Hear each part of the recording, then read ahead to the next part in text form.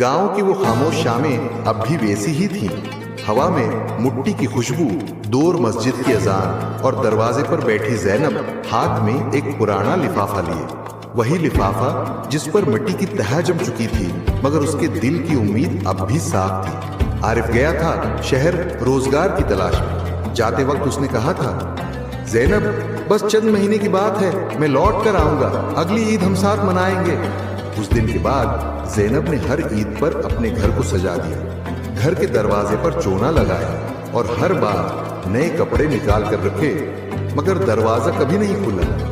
लोगों ने कहना शुरू कर दिया, ज़ैनब पागल हो गई है, वो वापस नहीं आएगा। मगर ज़ैनब के लिए वो खत सिर्फ एक कागज नहीं था, वो उसकी सांसों का सहारा था।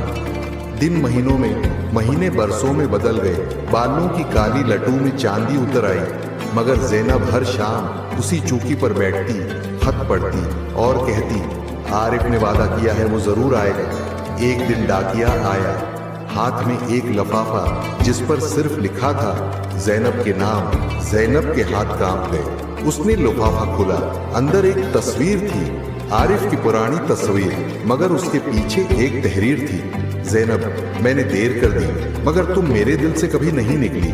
अगर तुम ये पढ़ रही हो तो जान लो, मेरा जिस्म तो चला गया, मगर मेरी मोहब्बत तुम्हारे पास ही है। ज़ैनब ने वो तस्वीर सीने से लगाई, आसमान की तरफ देखा और धीरे से मुस्कुरा दी। उसी शाम लोगों ने देखा वो चौकी पर बैठी थी, होठों पर मुस्कुराहट और हाथों में वो खत, मगर सांस थम चुकी थी।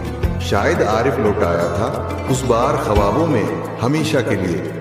पैगाम, कुछ रिश्ते खत्म नहीं होते, वो सिर्फ वक्त के पार चले जाते हैं, जहां अल्फाज की नहीं एहसास की जरूरत होती है। अगर वीडियो पसंद आई हो तो लाजमी सब्सक्राइब करना।